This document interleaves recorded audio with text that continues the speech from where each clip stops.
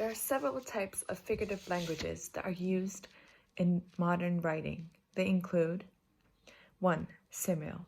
A simile is a figure of speech that compares two unlike things and uses the words like or as, and they are commonly used in everyday communication.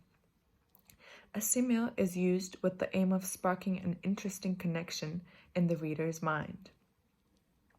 An example of simile is, the cat sat in the chair like a king overlooking his kingdom.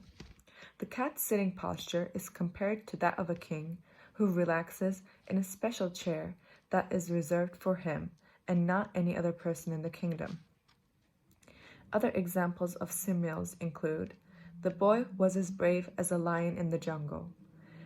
The assistant was as busy as a bee when she was preparing the podium for the presidential address. The new teacher is as tall as a giraffe. The new neighbor is as curious as a cat. Nothing escapes her attention. 2. Metaphor. A metaphor is a statement that compares two things that are not alike.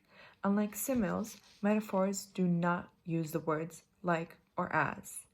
Such statements only make sense when the reader understands the connection between the two things that are being compared. An example of a popular metaphor is, time is money. The statement compares time and money, and it does not literally mean that the amount of time you have equals the money that you have. Instead, it means that time is a valuable resource, and it should be used effectively to earn money. Any time wasted means that a person loses the chance to make more money. Other examples of metaphors include, the warrior has a heart of stone. Love is a battlefield. Chaos is a friend of the legislator. I am drowning in the sea of grief. My roommate is going through a roller coaster of emotions. 3. Hyperbole. Hyperbole is an exaggeration that is created to emphasize a point or bring out a sense of humor. It is often used in everyday conversations without the speaker noticing it. The exaggeration is so outrageous that no one would believe that it is true. It is used to add depth and color to a statement.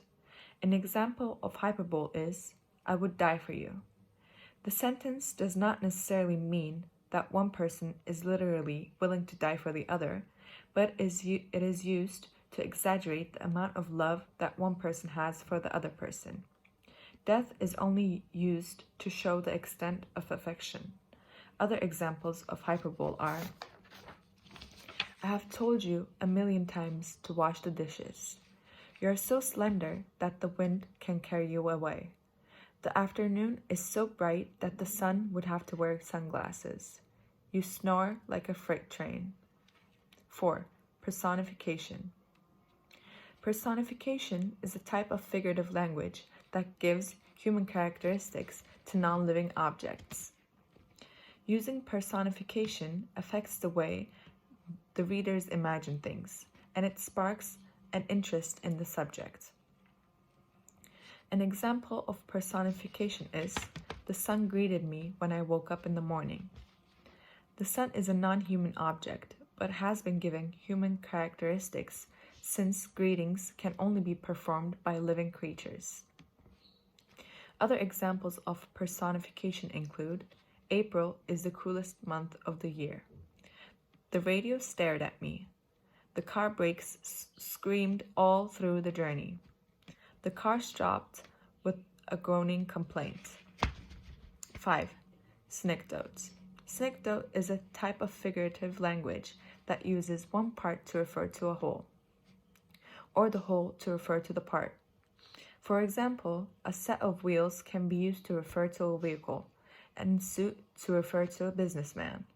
When referring to a car as a set of wheels, the wheels are only a part of the car and not the whole thing.